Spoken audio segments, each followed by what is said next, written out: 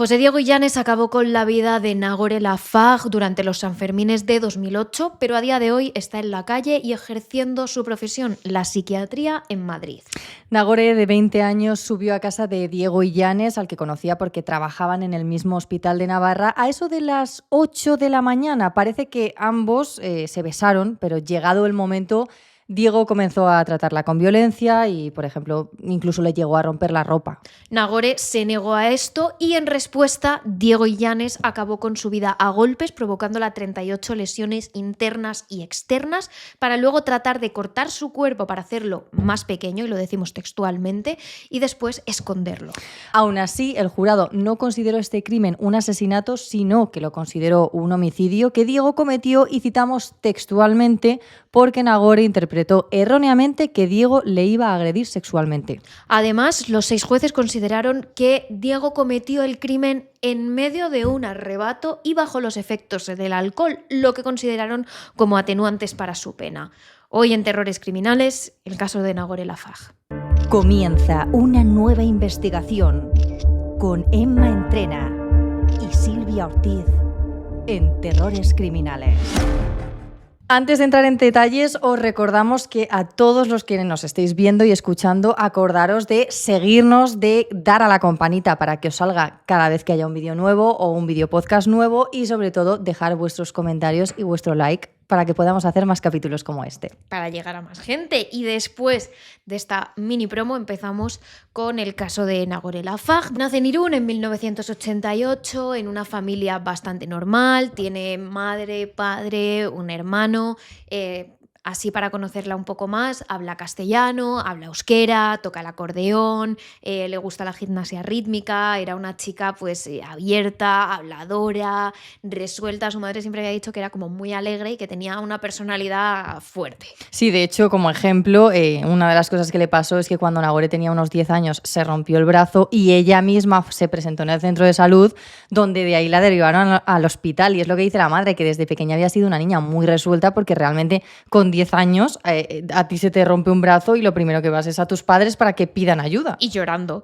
Mucho. Y al final ella llegó a casa ya con el brazo escayolado después de haber ido al centro de salud, al hospital. Se lo gestionó todo. Con 10 años. Es verdad que era muy inteligente, pero era un poquito dispersa. Le gustaba también socializar, salir con sus amigas, ¿no? Entonces, eso hace que no tenga tampoco las mejores notas del mundo, pero bueno, pasa algunos veranos en Londres aprendiendo inglés. Parece que después del instituto se centra y decide estudiar la carrera de enfermería en Pamplona, en España. Sí, entonces es el 7 de julio de 2008 cuando Nagore ya se instala en Pamplona, tiene un piso compartido, ya ha hecho nuevas amistades porque sabemos que se relaciona realmente con todo el mundo, pero también, como hemos dicho, ha decidido centrarse. Y tiene 20 años en aquel entonces y se dedica a hacer prácticas en la clínica de la Universidad de Navarra mientras estudia, y se ha matriculado en dietética por la UNED. Es decir, es una chica que aprovecha, yo creo, sus dotes de inteligencia con también llevar una vida muy sociable, el salir, una joven de 20 años que al final pues dice, oye, yo esto me lo estudio mucho más rápido que el resto, pues aprovecho el resto del tiempo para socializar. Y que al final es una chica responsable y trabajadora. Quiere decir que aparte de salir está estudiando 2 carreras, enfermería por un lado y luego dietética, que sería ahora nutrición, por la UNED, por la Universidad a Distancia. Nada fácil. Y además trabaja haciendo las prácticas en la clínica de la Universidad de Navarra. Es decir, trabaja, estudia 2 carreras y todavía comparte piso y le da tiempo a correrse alguna fiestecilla. O sea... Tela, porque yo lo pienso y yo estaría... agobiada, drama. Vamos, total. El caso es que es así como llegamos al precisamente 7 de julio de 2008. Es San Fermín. Por si no sois de España, no conocéis esta fiesta. Es una fiesta súper típica en España en la que se celebra el patrón de Pamplona, que es San Fermín. Y bueno, seguro que conocéis como los típicos encierros con los toros. El chupinazo... Todo muy typical Spanish. Sí. Y el chupinazo, que es lo que decías tú, y es básicamente que se inicia la fiesta, creo que es desde la ventana del Ayuntamiento de Pamplona, se lanza un cohete como para dar inicio a las fiestas. Si veis las imágenes, la plaza Brutal, está llena de gente, muchísima gente saltando a la vez, todos como con muchísimo vino. Yo te diría que es de las fiestas más famosas de España en general. Sí, yo como creo que persona de fuera, creo que los Sanfermines se conocen prácticamente en todo el mundo. Claro, ¿eso qué quiere decir? Que se da el chupinazo, la gente se queda en la calle, copitas, chupitos, tapitas, se come muy bien. Entonces, al final la fiesta, digamos que se alarga hasta la noche, y es precisamente esa noche Nagore pues la pasa con sus amigas, con sus compañeras de piso, y al final de la noche coincide con José Diego Illanes, que es médico residente, o sea, está haciendo el MIR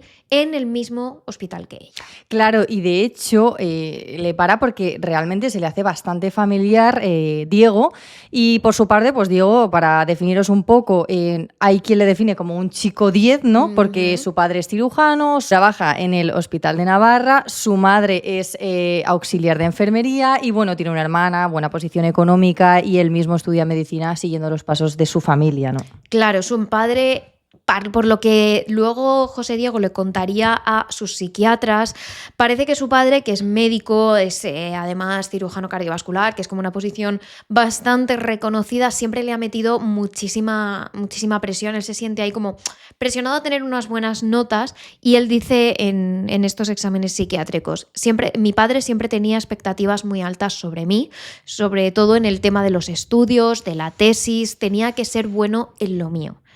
Aunque es verdad que su madre no culpaba tanto a su marido, sino que decía que Diego Illanes era bastante perfeccionista, quizá excesivamente perfeccionista. Claro, yo creo que se puede juntar un poco con la educación, en este caso del padre, ¿no? Si exiges y no te vale con un 7, al final yo creo que tú mismo, a la larga, cuando creces, consideras que o lo haces todo de 10 o entonces no es válido, ¿no? Pero bueno, Diego sigue este camino que le marcan los padres. Estudia medicina, trabaja en la clínica, enseguida pues se hipoteca, compra una casa en la misma Pamplona, tiene un buen coche, tiene novia, le gusta cuidarse, es un chico bastante atlético, hace aikido, mide 1,80, o sea, por eso dicen que es un chico 10, porque es como buena posición económica, casas, médico, todo guapete. Bien a simple vista, ¿no? O sea, a simple vista todo bien. Sí, y de hecho él se define, bueno, posteriormente se definiría el psiquiatra como: si estás de buenas conmigo, muy bien, pero si no es así, fuera.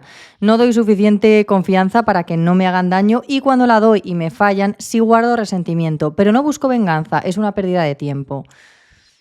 Ya empezamos a ver un poco que dice, bien, pero si estás a malas, verás tú. Entonces, bueno, pero sí que es cierto que los psiquiatras y psicólogos dicen que realmente Diego es una persona narcisista, es ególatra, controlador, prepotente, y sobre todo se cree muy superior a la gente, ¿no? Al final, él se ve a sí mismo como una persona que, bueno, tiene éxito, consigue lo que quiere, ya está hipotecado siendo bastante joven, tiene una familia que es un ejemplo a seguir, entonces para él y todo su entorno es perfecto y es superior a bastantes personas, claro, a todo el mundo, básicamente. Vamos a ver, narcisista, controlador, ególatra, la combi perfecta, ¿no? Para la combinación perfecta para lo que pasaría después.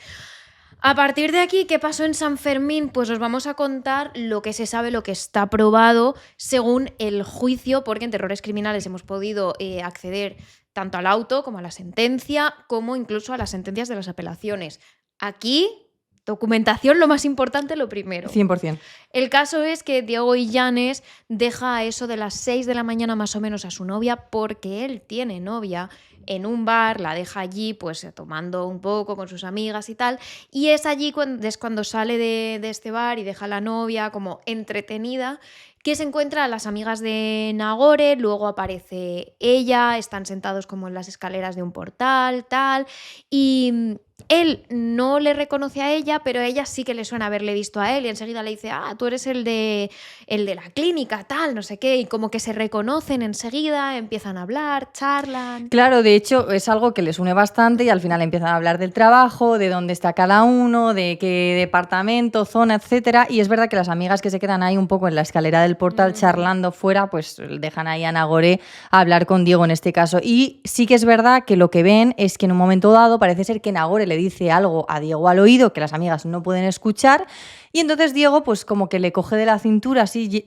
como que esto toma unos tintes diferentes, ¿no? Más Claro. cercanos y se van caminando los dos hasta la casa de Diego, que está ubicada en la calle Sancho Ramírez. Claro, parece que ellos como que se han gustado, han ligado, ¿no? Y parece que van a ir a casa de Claro, él. en ese caso las amigas dicen, pues mira, disfruta, ha habido conexión, ya nos contarás luego y ya está. Hombre, y ya está, sin más. Claro, aquí ellos ya entran en la casa de él, llegan al ascensor y, según dice él en el juicio textualmente, comienzan a besarse y a tener contacto físico apasionado. Digo según él porque aquí, claro, la versión que queda es la de él, porque en este momento no hay cámaras, no hay otro comprobante, así que... Pero bueno, si en el juicio se ha aceptado como verídico... ahí Claro, lo hacemos. de todas maneras, aunque haya un contacto físico apasionado, hay que saber poner límites, sobre todo si una de las dos personas no quiere hacer X cosas. En este caso, parece parar, ser... o nada. parar, claro.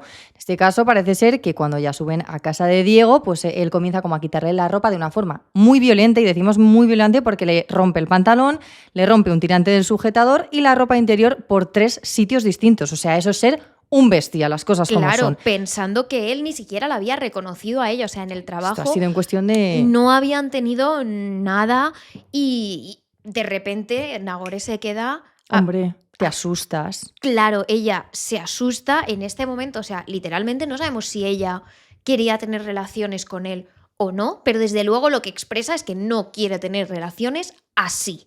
Hombre. Ella dice que basta, que no quiere hacerlo así, pero que no quería una relación física así de violenta. Pero él como que no para, lo interpreta como si fuera un juego, sigue aunque Nagore le diga que no, y entonces, ojo, citamos, según los 6 jueces varones que juzgaron el caso, pasó lo siguiente. Nagore Lafag interpretó erróneamente la actitud violenta del acusado como un intento de agresión sexual y como reacción amenazó a José Diego con destruir su carrera al denunciarle. O sea, conclusión, en el juicio se interpreta todo como que es un malentendido, Bueno, ¿sabes? casi que es culpa de claro, ella. Como, es que es muy fuerte, como que realmente ella ha tenido la culpa por malinterpretar las actitudes de Diego y que, claro, como le ha amenazado así, ha llegado como a esos límites, a ese extremo, mejor dicho, Diego ha reaccionado. Claro, Cosa que me parece pobre. bastante fuerte, ¿eh? El pobre no ha reaccionado porque ella le ha dicho que le iba a denunciar, pero a mí me flipa. La palabra interpretó erróneamente. ¿Cómo vas a interpretar erróneamente que es una agresión sexual si tú le has dicho que pare y él sigue? No lo has interpretado erróneamente. Hombre. Es una agresión sexual. Pero lo que más me parece fuerte es, tú puedes intentar utilizar esa excusa, pero que en el juicio se tome por válida, digan, vale, venga, los 6 jueces que estamos aquí, tomamos, ok, este argumento, pa'lante. O sea, me parece, la verdad, bastante bestia, ¿eh? Es que este caso tiene el juicio, dio para largo. Luego entraremos un poco más en detalles sobre cómo fue el juicio porque es fuerte. Pero bueno, el caso es que después de esto la sentencia recoge que Diego pensó en no echar abajo su carrera que había conseguido como médico y claro, si ella le denunciaba, entonces podría tener consecuencias para su carrera como médico y entonces pensó que la única solución pues era acabar con la vida de Nagore. Lo hizo primero a golpes, causándole 38 lesiones, que además en el acta se enumeran y son tanto externas como internas. O sea, imaginaros la violencia de estos golpes. Y sinceramente me parece fuerte que como no quiere manchar su carrera y su reputación, entonces acabó con ella. No voy a manchar mi carrera. O sea, lo primero me parece muy bestia este caso, pero que encima tus reflexiones mentales sean estas, es como... ¿Eres consciente de que estás acabando con una vida humana? O sea, ¿lo has pensado? Claro. No sé. Si solo te importa tú mismo y tu ser, que oye, tú verás... bueno, pues esto sí que creo que mancha bastante, ¿no? Tu reputación y tu vida entera. Claro, por eso es importante el dato que hemos dado antes de que los psiquiatras en su evaluación dijeron que era un ególatra y un narcisista, porque él en todo momento solo piensa en sí mismo. O sea, de hecho, Nagore consigue llamar en un momento al 112 y dice algo así como me va a matar, me voy a morir. No le da tiempo a decir mucho más, no se sabe exactamente, no se describe el contexto en el que se hace esa llamada, es como que ella lo consigue, pero enseguida él, básicamente, pues la acaba cogiendo por la garganta y apretando hasta quitarle todo el aire y y acabar con su vida. Sí, y ya después de eso, pues lo siguiente que piensa Diego es deshacerse del cuerpo y para ello la forma más cómoda y fácil que ve es hacerlo en trocitos más pequeños, es decir, se dedica a cortar y trocear el cuerpo en partes y meterlos en bolsas para poder así deshacerse de él más fácilmente. Que además en el juicio es él el que dice, no, yo lo único que pensaba es en hacer el cuerpo más pequeño. O sea, como diciendo, a ver, yo no corté el cuerpo en cachos porque me interesase, es como porque era necesario. Sí, es que es fuerte, ¿eh? Y de hecho el auto dice, leemos, con posterioridad envolvió el acusado el cuerpo de Nagore Lafag Casasola en bolsas de plástico sujetas con cinta aislante, introduciendo también para evitar la identificación en varias bolsas de plástico de forma separada pertenencias de Nagore, entre otras su ropa interior y documentación, objetos que había en la vivienda y los instrumentos utilizados para la amputación del dedo y los cortes. Claro, al final es verdad que solo consigue pues el corte de un dedo y hacerle cortes en la muñeca, pero parece como que no es capaz de seguir con cortar el cuerpo y al final, pues como has leído tú en el acto del juicio, envuelve el cuerpo en bolsas, envuelves las pertenencias personales como para que nadie sepa que Nagore ha estado en su casa, cosa que las amigas saben que ha estado en su casa. Y es que lo van a descubrir tarde o Sí, temprano. lo van a descubrir evidentemente. Y después, ¿qué piensa? ¿Me arrepiento? ¿Quizá debería? No. No, para nada. Limpia toda la casa con amoníaco para ver si consigue esconder el rastro. Claro.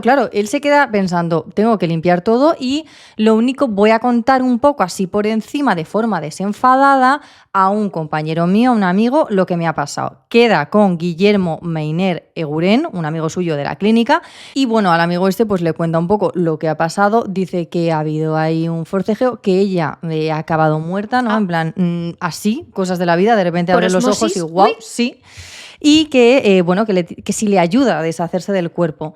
Y es verdad que el amigo obviamente se queda en shock, como se quedaría cualquier persona al escuchar algo así, y le dice que no. De hecho, poco después Guillermo va a hablar con su jefe de hospital y él llama a la policía y le cuenta un poco de forma ambigua lo que le ha podido contar más o menos Diego.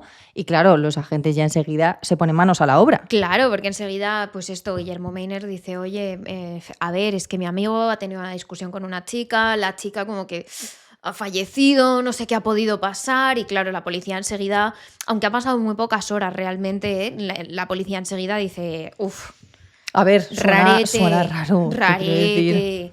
Pero mientras tanto, cuando esta conversación con Meiner acaba, Diego Illanes no dice, se lo he contado a una persona, seguramente se lo cuente a la policía. No, es que él solo sigue pensando en él, en su carrera, y entonces lo que decide es que se tiene que deshacer del cadáver. Va a casa de sus padres, coge las llaves de un coche, un Saab blanco que tienen sus padres, mete el cuerpo de Nagore y las bolsas en que ha metido la pertenencia en el maletero y conduce 45 minutos hasta pues una localidad de Navarra. Claro, la idea es más o menos no, lo que hace es coger las bolsas y tirarlas un poco en una zona donde hay zarzas y vegetación para que, pues ahí se queden escondidas. Sí que es verdad que no tarda mucho porque horas después una vecina, aunque sea un sitio de difícil acceso, encuentra las bolsas, se da cuenta de lo que hay dentro y llama a la policía. Y es también el padre de Diego el que finalmente el día 8 de julio, a eso más o menos de la medianoche, acaba encontrando a su hijo en el coche e informa a la policía de todo lo que ha sucedido y se lo lleva a casa. Claro, además es que Diego se queda como un rato allí en el coche. Como en shock. Como un poco en shock. Quizá después de ya haber pasado unas horas como que te cae el peso de... Hombre, es que si no le cae al momento, aunque sea tarde, ¿no? Al final es que ha hecho lo que ha hecho, es una burrada. Es una salvajada. Como decíamos, el juicio fue uno de los juicios más polémicos que yo he visto en la historia de España. A día de hoy creo que se sigue repitiendo muchísimo lo que pasó. Empieza el 2 de noviembre de 2009, o sea, no pasa prácticamente un año y muy poquito para que empiece en juicio. Esto es raro porque en España para que salga un juicio pueden tardar más años aún. Lo coge la Audiencia Provincial de Navarra, lo juzgan 6 jueces y en este caso la madre de Nagore, que es la que se pone, digamos, a la cabeza de la defensa, sobre todo a la cabeza mediática, es la que da más apariciones en medios, da declaraciones. Más entrevistas y tal. Eso es.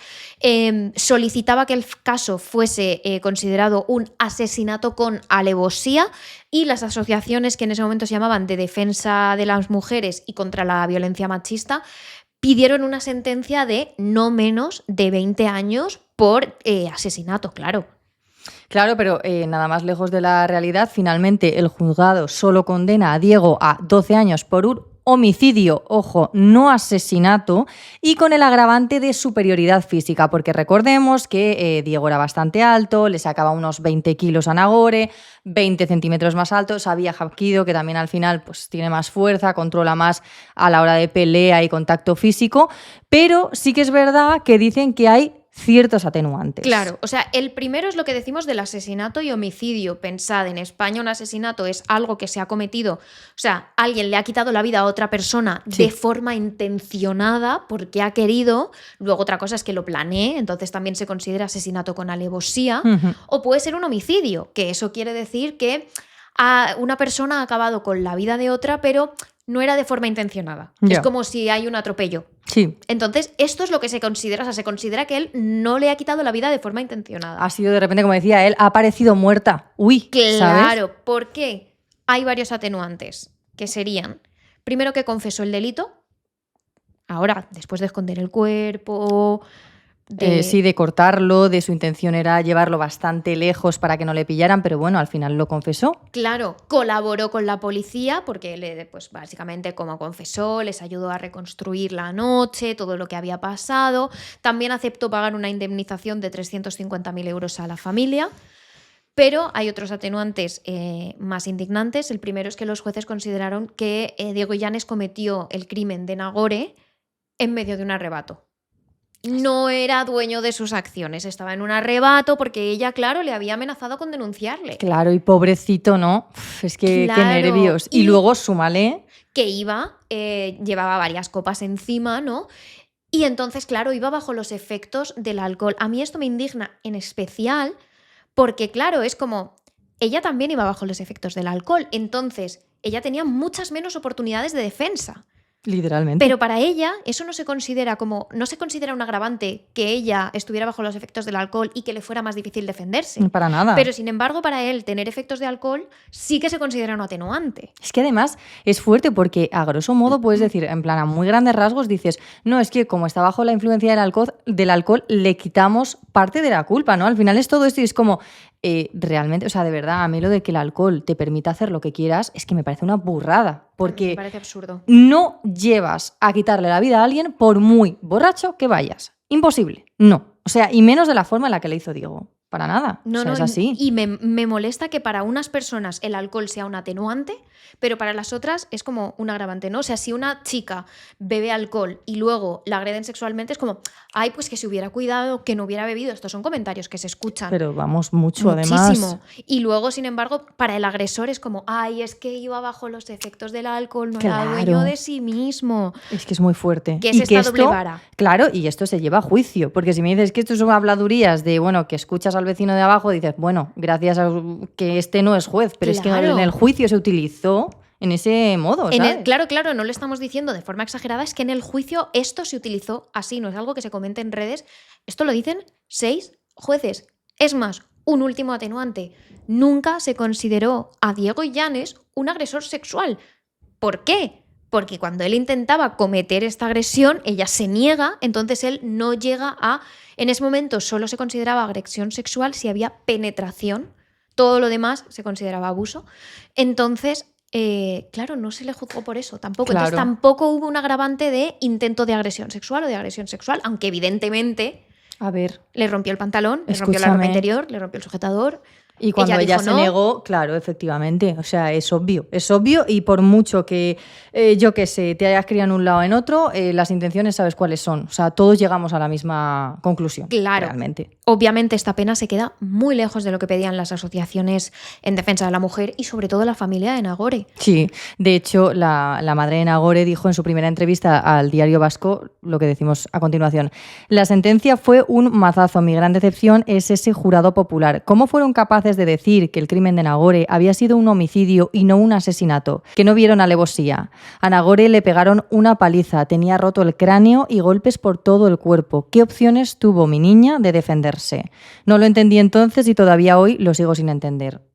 Obviamente. O sea, es que es una reflexión que tiene la madre de Nagore que realmente tenemos todos porque es Es que no se entiende, es incoherente. Claro. Es más, la madre de Nagore, Asun Casasola, llevó esto a una apelación. Obviamente, Diego Illanes y su defensa también pusieron una apelación. La familia de Nagore pedía, por supuesto, una pena más alta, y a Diego Illanes lo que pedía era que se le quitase el agravante de superioridad, digamos, de superioridad física, porque decía que entonces, bueno, que básicamente había sido un malentendido y que él iba como con los efectos del alcohol, entonces que tampoco es que él fuera tan superior físicamente, que no controlaba, pero al final ambas apelaciones, tanto la de la defensa de Nagore como la de Diego Illanes, se vieron... rechazadas. Sí, se rechazaron ambas. Claro, este caso, ¿por qué es tan famoso? No es el primer caso que se produce de este estilo, no será el último seguramente, es uno de los casos más conocidos de este sentido en España porque digamos que es el primer caso que hace saltar el resorte de la lucha contra la violencia sexual y la lucha contra la violencia machista. Es lo que hace que muchas asociaciones, muchas personas salgan a la calle en manifestaciones pidiendo penas mucho más justas, porque no puede ser que intentes agredir sexualmente a una persona, acabes con su vida, cortes en partes su cuerpo, intentes esconder el cuerpo, quieras salirte con la tuya y luego se te condene a 12 años por un homicidio. O sea, algo insignificante, te quiero decir, hay condenas más grandes por cosas bastante menos fuertes, te quiero decir. Además es un caso que resurge en cada San Fermín, porque desgraciadamente las agresiones sexuales en San Fermín suben muchísimo en Pamplona y surgió con especial fuerza durante el caso de La Manada. Claro, que sabemos que realmente es un caso que tuvo muchísimo impacto ya no solo a nivel nacional sino internacional. Es un grupo de chicos, recordemos, uno militar y otro policía, que agredieron sexualmente a una joven, la cual se la llevó a un portal y entre los 5 hicieron absolutamente de todo, y no solo contentos con eso, sino que también en su grupo de WhatsApp llamado La Manada compartieron esta experiencia. Todo ocurrió el 7 de julio de 2016 y esto es un caso que dio la vuelta al mundo porque es muy, muy fuerte. Claro, hubo muchísima polémica porque... A ver, la chica en principio parece que sí que quería tener relaciones con uno de ellos. Pero luego los 5 la acorralan en un portal, en una esquina, hacen de todo con ella sin que ella dé su consentimiento en ningún momento, la graban sin su consentimiento. Pero es verdad que ella no llega a decir la palabra no, sino que simplemente se calla, se queda en shock, tiembla, se ve perfectísimamente que tiene pánico, que tiene miedo, pero no dice que no. ¿Por qué? Porque en ese momento hay 5 hombres más grandes, más altos, acorralándola en un portal y ella tiene miedo. Vamos a ver. De que si dice que no explícitamente, de que si se niega, de que si se resiste, la pueda pasar algo peor. Claro, es instinto de supervivencia, yo creo en ese caso. Ella piensa, soy una chica frente a 5 chicos y además 2 de ellos que encima trabajan en cuerpos de seguridad, que entre otras cosas te hace estar bastante más fuerte. Vamos a ver, es que sabe que si dice que no, le van a hacer todavía peor. Claro. O sea, es que... ¿Qué pasa? Que aquí en el juzgado, por lo que hubo tanta polémica, es porque como ella no dijo la palabra no se consideró en un principio una agresión sexual, sino solo un abuso, e incluso un juez vio el vídeo y dijo que había signos de jolgorio y regocijo. Claro, además... Es que... Tela, y además el abogado que les defendió dijo que sí, que en ese vídeo, de hecho, como ella, pues parece que está temblando de miedo, del shock, de todo, que esos movimientos de cuerpo es porque realmente lo está gozando. Perdóname, es que me parece... señor, la última vez que se acercó a una mujer fue cuando le tuvo a su madre, te lo digo así. Realmente, o sea, me parece una burrada de verdad brutal. Entonces, claro, este caso... Claro, tuvo la repercusión que tuvo. Al final, por resumir, el caso se llegó al Tribunal Superior de Navarra y sí que se consideró una agresión sexual y además, debido a este caso en parte, o a casos como el de Nagore, se cambió la legislación en España, de forma mejor o peor, pero se cambió la legislación, esto es así, ¿no? ¿Qué pasa? Se produce un debate en la calle, porque si te resistes, si dices que no, puedes acabar como Nagore. Y si no te resistes por miedo, entonces se considera que lo has hecho por gusto. Claro, Entonces, es que es brutal. ¿cuál es la opción que nos queda? ¿Te resistes y te arriesgas o no te resistes y entonces se considera que lo has hecho porque te ha dado la gana? Claro, es que es una cosa que, además, a mí lo que me da pena es que en este caso, elijas la opción que elijas, siempre va a perjudicar a la víctima. Siempre. Siempre, en cualquier caso. Y es irónico porque ya no en este de tema de agresión sexual, sino en la vida, si tú dices, hay alguien que ha hecho esto, el culpable y un inocente, ¿a quién vas a defender? En cualquier aspecto de la vida, tú dices, al inocente, pues aquí lo estamos viendo y no se le está defendiendo en ningún Claro. caso. Es más, es que en el juicio a la madre de Nagore la llegan a preguntar, oye, ¿y su hija era muy ligona? ¿Le gustaba salir con chicos? Es que me parecen unas cosas... Yo es que me lo imagino en cualquier otro juicio, por ejemplo, te roban el bolso. Me imagino al juez preguntándote, ¿pero a usted, a su hija le gustaba que le robaran el bolso?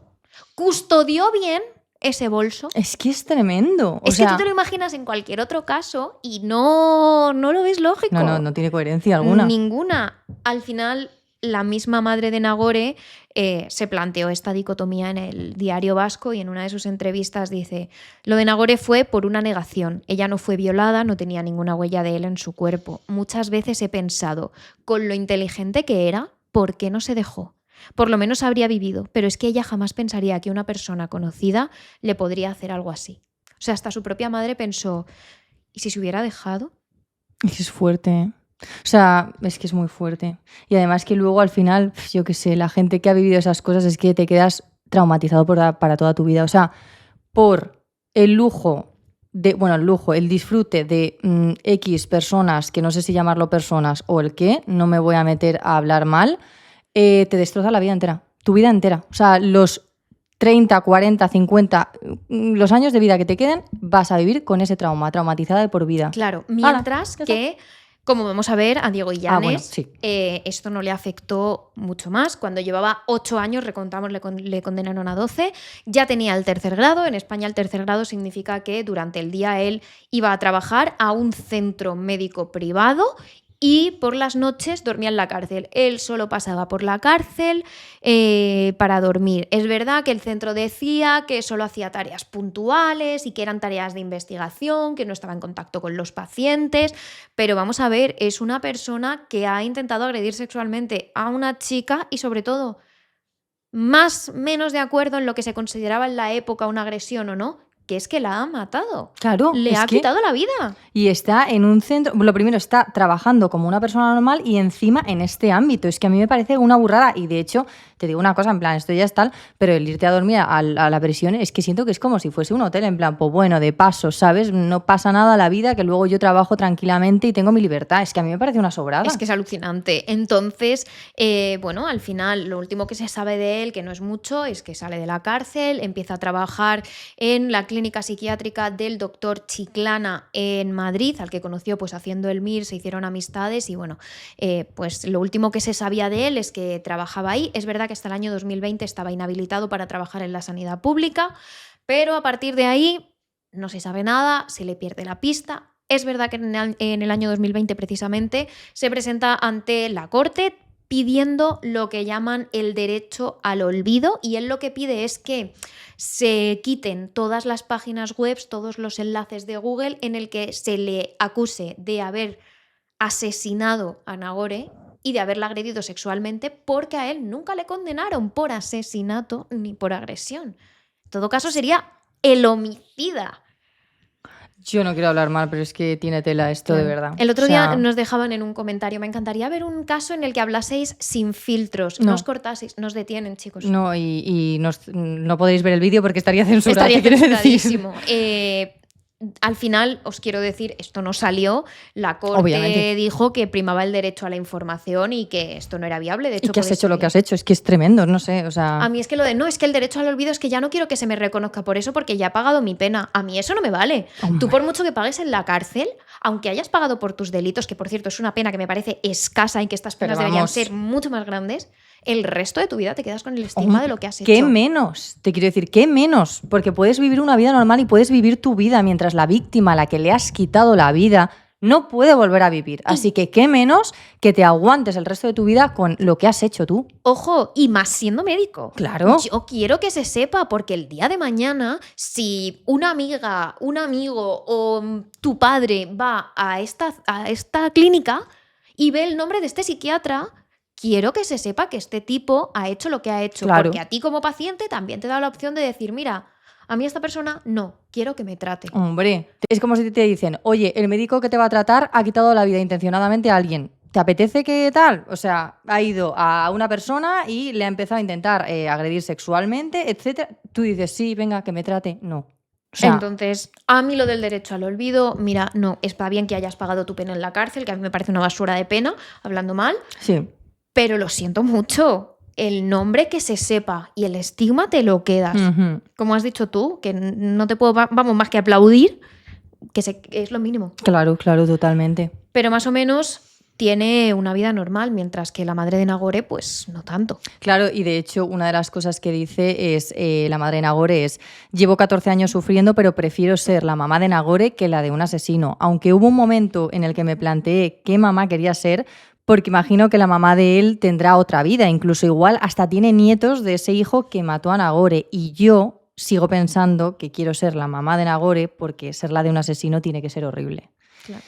Y yo te digo que sí y que no, porque a mí el hecho de que puedas seguir viviendo tu vida y puedas tener nietos o lo que quieras tener el día de mañana me parece súper injusto cuando la otra persona es que no puede volver a respirar ni ver a sus seres queridos ni un segundo más. Es que ya está, se ha al acabado. final, yo creo que nuestros abuelos, que eran de otra época, siempre decían eso de que de la cárcel se sale, pero del cementerio no. Es que es literalmente así. Entonces, al final, si te han quitado a tu hijo, te lo han quitado para toda la vida. Y no me parece que sea una pena comparable a tener a tu hijo en la cárcel 8 años, que son 8 años. 8 años vale la vida de otra persona. 8 años. Es que a mí me parece de risa, realmente. ¿Eh? O sea, una condena. Es absurdo. También, además, la madre de Nagore ha dicho varias veces que a ella le gustaría que él la pidiera perdón simplemente para saber cómo se siente, porque en el juicio José Diego Illanes sí que pide perdón, pero lo hace mirando al juzgado y es por obligación, porque se lo ha pedido su abogado, porque evidentemente está buscando una pena lo más corta posible.